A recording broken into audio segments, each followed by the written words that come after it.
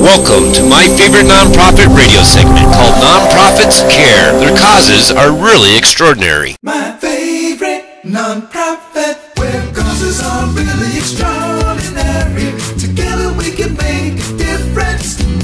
You and my favorite nonprofit, nonprofits who care. Find out how you can make a difference at myfavouritenonprofit.com, where causes are really extraordinary. You and my favorite nonprofit, nonprofits who care, who care. Welcome back to our second half of our show. This is Ralph Grills. I'm the founder of My Favorite Nonprofit. I'm here with my co-host, Lena Nee. Good morning. Good morning, Lena. And our show is called Nonprofits Who Care. And CARE stands for Causes Are Really Extraordinary. And what I have now for our second guest has a really extraordinary cause. I saw Mike speak just the other night about what they're doing, and I was so impressed. I said, Mike, you need to come on our radio show. Welcome, Mike. Thank you. This is Mike Wiesner. He's the executive director of the Adelante Foundation. Did I pronounce that correct? Correct. Adelante Foundation.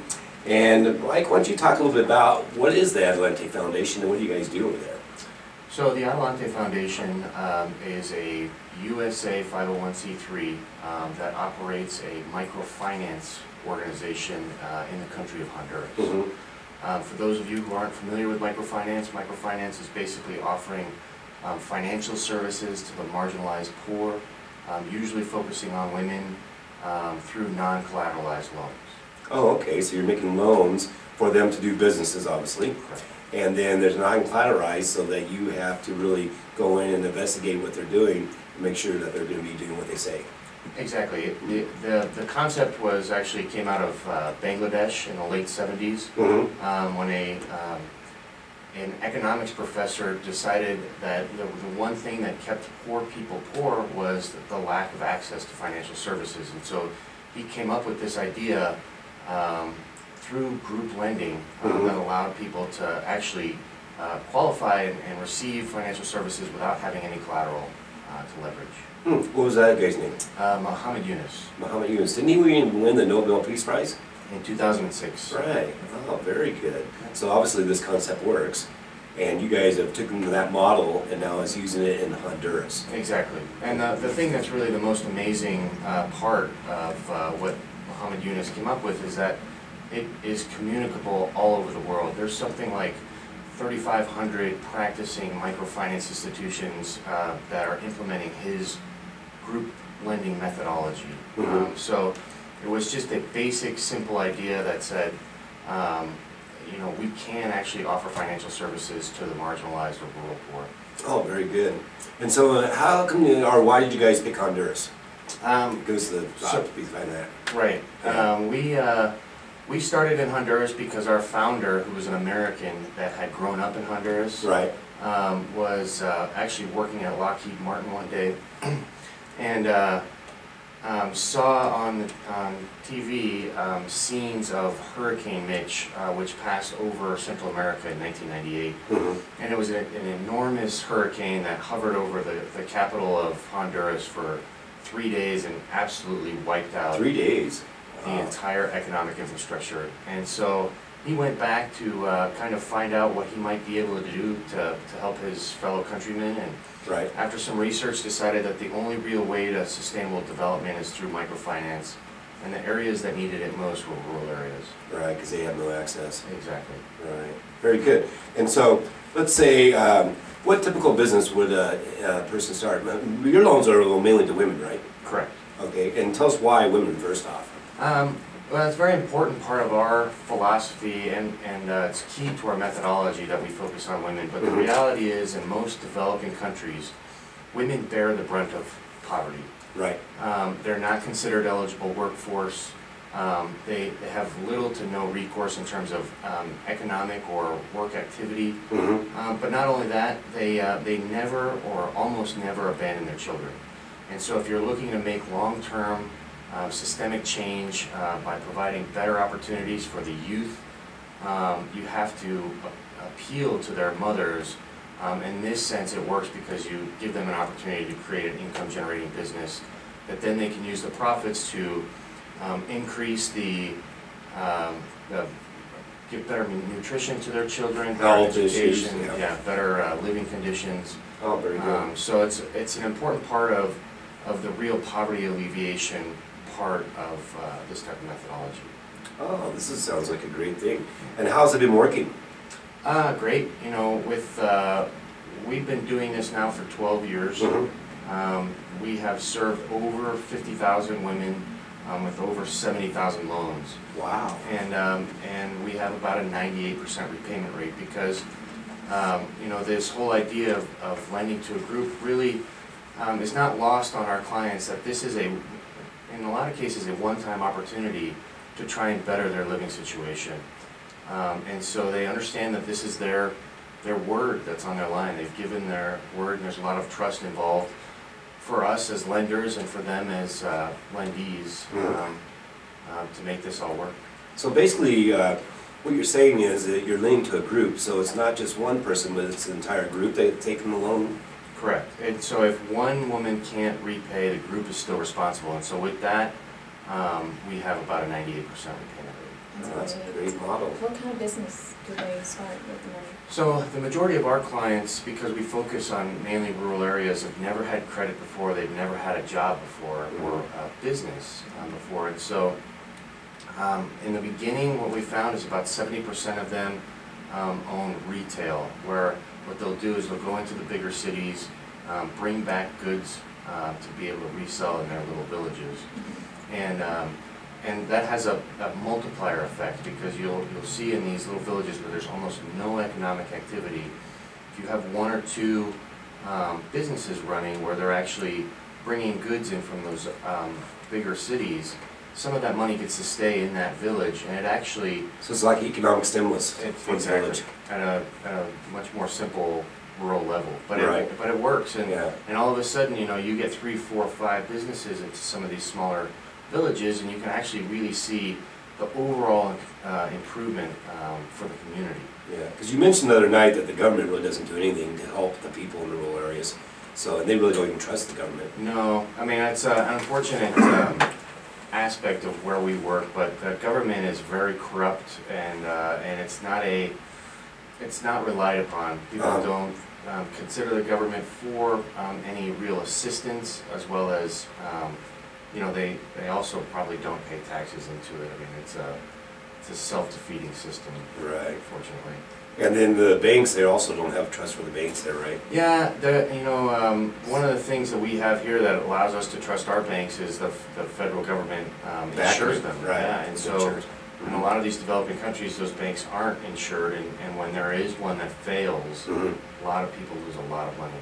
Right. And so that's happened in several different instances in Honduras, whether it's been as a result of a natural disaster, or the bank's not capitalized enough, or you know, there's corruption. You know, within the banking system, right? Yeah. Which we all know happens everywhere. Right. Yeah, unfortunately. Okay, so what's your website? It's www.adelantefoundation.org. So it's adelantefoundation.org, and how's that spelled? ADELANTE foundation.org. Very good. I pulled up your website here, and it looks really good. It has some actually pictures of women that look like they started their own businesses. You bet. And you got a 98% repayment rate, so that's unheard of in any industry. Yeah. So that is excellent. And so if people want to get involved, they can actually just go to your website, and I see there's a place where people can donate and volunteer as well. And do you do any events to raise money for this program, or how's money raised? Yeah, we do small-scale events in local restaurants most of the time. Right. Trying to appeal to our local donors and give them something to bring their friends to, and you know, hear more about our story and some of the more recent success that we've had, as well as we have had, we put on donor insight trips where we actually take people down to Honduras to show them not only our program, but the reality of the poverty, as well as, you know, that Honduras is a beautiful little country. Right. It's right there on the Caribbean, lots of rivers, jungle, forests, islands. So it's an overall unique experience for those that are interested in what Central America has to offer. And I imagine you've been there several times. Yeah. Yeah, Very good. Yeah, I go down about once a month. Oh my goodness, that's a lot. Yeah, but it's fun. Yeah, I I'm enjoy it. sure, I'm so sure. Yeah, well, if that's your place of focus, I imagine you want to be there and see what's happening with the different loan programs you're doing. Exactly. Because you said, how many employees do you have there in Honduras? 52. 52 employees That's that they have. incredible. And these are loan officers that go out there and find these women, right, that needs these loans. And how does that process go through? How do they really get involved with that? The loan officers. Right. Yeah, the loan officers, the way our basic approach is that we hire people that actually live and work in these communities where our clients live. So they know them and trust them, the people Yeah, that they're and that's talking an to. important aspect, number one, Right. to start a relationship such as this where it's really, there's a lot of trust involved on both sides. Yes. And so, for us, we found it's been critical to hire people from within these communities, and that they know the people themselves, and they also know other places that they can go to approach people with this type of credit services. And so, what will happen is we have 6 weeks of what we call pre-credit classes, where these guys go into communities and will explain basically how our program works. Everything from what credit means, what it means to own and operate an income-generating business, and what the benefits are and why they would want to do this. Right. But it's very important to set it up so that they understand that it's not charity, that this is a loan That they're expected to repay they're back. expected to repay it, Right. and there are consequences if they don't. Right. So, And it's been working so far, like you said, 98% repayment rate. Yeah. That's great. Well, we're going to run into a quick break, and then when we get back, we're going to talk more about this, because this is very interesting, Mike. And again, we'll be back after the break. Welcome to my favorite nonprofit radio segment called Nonprofits Care. Their causes are really extraordinary. Welcome back to our show called Nonprofits Who Care, and CARE stands for Causes Are Really Extraordinary. I'm Ralph Grills. I'm the founder of My Favorite Nonprofit, and you can find out more about our show on myfavoriternonprofit.com. Also, I'm here with my co-host, Helena Nee. Hi, Helena. Good morning. Good morning. And we are here with Mike Wiesner. We just came back from the break, and he was talking about the Adelante Foundation and what they're doing with the microloans in Honduras. Welcome back, Mike. thank you. And tell us more about the microfinance and typically how, like the loan officers you were talking about, doing training for the women that get their businesses so they know what they're doing. Because like you said, these women never had a loan before or even a business. So talk more about how you guys get them acclimated for that. You bet. Well, and it's for us, it's been an evolution in our organization as to really what works and what resonates with our clients. Because, as I said before, their exposure to businesses in their lives has been very limited. And so, one of the things that we started to determine early on was the fact that business fundamentals aren't intuitive, and they need Right. some guidance. They need some help with just understanding basics, things like what profit and loss is, inventory control, customer service, how do you price your product, things that on a certain level are very sophisticated. You could be having these same discussions in the boardroom of Coca-Cola, but the reality is that we bring it down to a level that's very accessible and understandable. A little simplified. Yeah, for our clients. So you actually not only just loan them money, you educate them, you train them. Definitely, and it's from the organization standpoint, it's also part of mitigating the credit risk by giving them more information and a better understanding of how to succeed in business. So do you plan on going out of Honduras to do more countries, or Honduras is where you are at right now? Well, no, actually, we are kind of setting up a lot of investigation as to what our next market is going to be. One of the things that we've determined is that we have a methodology that works. It took us 10 years and $2.5 million of investment to break even, proving that this methodology works. But now we've been in the black for 2 years, and what we really want to do is broaden it.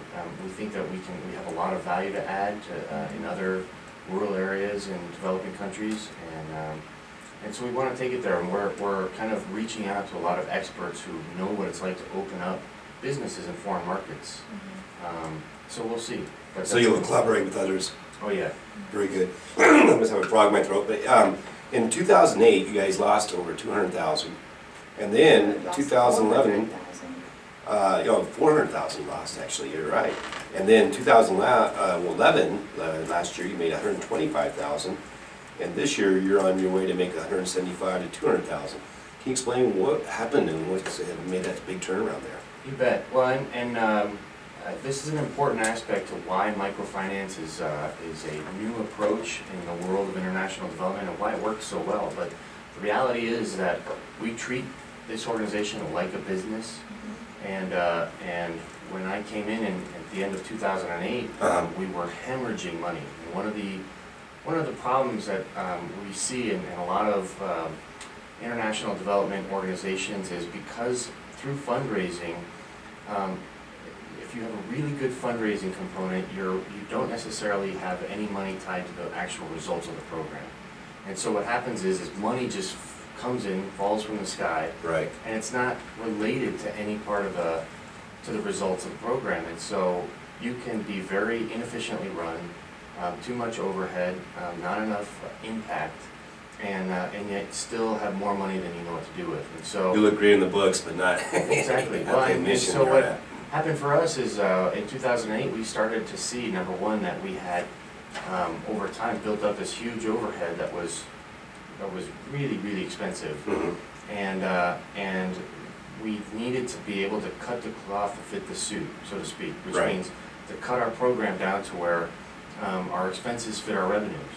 And so that's really what happened, and it was probably the best thing that happened to our organization was this global economic recession, because up until this point we hadn't realized how inefficient, ineffective we were, because again, the money just came. You know, if you Right. had a microfinance program in 2007, Grants were just coming out of the they were sky. just coming out of the sky. It was really an interesting time, but seeing the horizon and knowing that the money was drying up, we had to make a lot of quick decisions fast, because we were running out of business. So basically, you guys have become sustainable with your program. Yes, we are. So- We've been now 2 years in the black. Oh, that's great. And then you can do that, expand to different markets, because now you have the sustainability model that people can follow. Exactly. Exactly. Well, and not only that, but we are sustainable or profitable with an average loan size of less than $150. Oh, really? Yeah. Yeah. So- Because weren't you talking about before you were trying to do larger loans in the city area, and then people were getting like 3 or 4 loans, and then they become they're burdened with debt, and then they couldn't handle it? No, and that's a real issue within this industry, is that if you go into what are like the peri-urban areas or just the outskirts of larger cities, there's still a lot of poverty. But there's a lot more competition amongst microfinance institutions. And there's You no, got a frog in your throat too. right, there's no centralized way of being able to tell if this woman has a loan with 2 other organizations. So there's no credit checks, basically, so you Exactly. can't really know how their And debt yet you level have a is. sophisticated clientele now Uh-huh. that knows that they can take out one loan and pay off another. And so you get what's called loan juggling, and it's very unhealthy financial lifestyle for the clients. It's created a lot of over-indebtedness, and you basically get them into a situation they can't get out of. Why are they borrowing to pay off another loan instead of just borrowing more money? What's the reason for them to pay off another loan? Isn't your interest rate, is there interest rates that kind of varies, or do they think they're getting a better deal somewhere else? Better deal, like Uh-huh. it's probably more to do with cash flow Right. than anything else, in terms of I've spent the loan that I took out from you, Mhm. so I need to go get another one, I'll pay you off, and I'll use the money that's left over to continue on. But it's this. Oh, they'll take a bigger loan Yes. than the one they took the first time. So it keeps getting bigger and bigger. Right. Yeah. So That's I a thought problem. people might just take a loan and then say, oh, that one's gone, let's go get another one. Right. Well, and that's really what you want to have happen. I mean, that's Right. and some of that you have to really instill some healthy financial discipline, Right. so people understand that you can over-indebt yourself. You can get into a situation that you don't have enough resource to repay the loan. Mm-hmm. And so, a lot of it too has lied on the institution side, where they've given too big of loans to people who then can't turn around and repay it. Mhm. So what happens is they wind up consuming part of the loan, or literally eating the loan. In which case, if not all of the investment goes to an income-generating business, you create a lot of problems for people who would otherwise not find themselves in that situation. Right. And the problem is most of the loans are done on the group lending model, right? So if these loans are going bad, then the whole group has to come in and take care of that loan, and that affects their business then. Exactly. And it could cause the whole group to have problems. Right. Yeah, that's unfortunate. But the good thing about what you guys are doing is that you're giving the education and showing responsibility for these loans so that they don't get into that situation. Well, that's the idea, is that with some more education and more sophisticated guidelines, you know, these women with a second or third grade education get it very quickly, and it works. They understand that with this opportunity, they can actually do something to improve their lives and the lives of their children. Yeah, because it may not, they have, you know, formal education, but they run their family, they head the household, so they understand that they need to do something. Well, and there's been a lot of research and studies out there that have shown that they've been managing money forever. Right. And if you think about it, they've had to manage money, but they've not had any real Substantial amount to manage. Right, Yeah. revenue sources, and so Right, the opportunity wasn't there. with this, there's a lot that they can do with it, because they've been doing it, as I said, for generations, without any real cash. Most of them are in third world countries are very street smart. Oh, yeah. I mean, Yeah. we have to survive for It's- generation after generation. Just because we don't have the education, it doesn't, I mean, the book's smart, it doesn't mean that, Right. you know. Well, you know, there's been a lot of recent studies too that's shown that, you know, people automatically assume that because they're poor poor managers of money, but as it turns out, it's just the opposite. Right. That in a lot of cases, what they need is either some sort of source of revenue, or better yet, a place of savings, because they have no way to put money places for those rainy days. And so a lot of what's been happening in the microfinance movement is ways in which to provide more savings, because that's really what has been shown that most impoverished people need. Right, and so you guys are offering actually savings accounts to your clients now, right? Yeah, I mean, we have deposit accounts, which allows them to, I mean, it's a little bit tricky because You're not a bank. we're not a bank. Right. And so, but what we do is we offer a way for them to save money with us. It's 100% reserve, so we don't mobilize it. It's just, we're stewards of it more than anything else. And Right. what that allows for our clients not have to go into the commercial banking, to the commercial banks where they're not comfortable there, they don't trust the commercial banks, and oftentimes they're not treated well by the commercial banks. Yeah, that could be the case too. They don't get any respect or anything else, so they didn't want to walk in there. And we've got the relationship with them. Right. And so, That trust level's built up. yeah. That's great. And so for us, it's important to be able to offer them what they truly need. I connect with that because I grew up in Cambodia when I was a kid, and I remember when I was little, I used to make cookies, sweets. You know, I was a kid, I loved making stuff, and then I would go door to door and sell them. And all the money that I made, I would collect them, and I would give it to an elder, like, you know, somebody's older than me, and then I would have it all add up to a certain amount of money, and then when I go ask for them, they're like, what money? What are you talking about?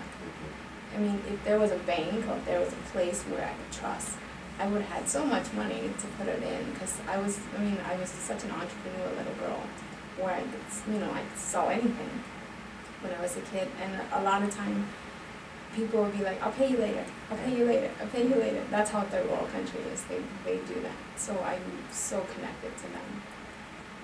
And it really just goes to show you how enterprising and industrious most of these people who live in this strata are. I mean, they are really hardworking people. They're not poor because they're not working hard enough. Right. They're poor because they don't have access to a lot of what the rest of us do to be able to make this happen. So, Well, Mike, we're just about out of time, so why don't you just go ahead in the last closing moments, tell us what's the future for that Ranch Convention?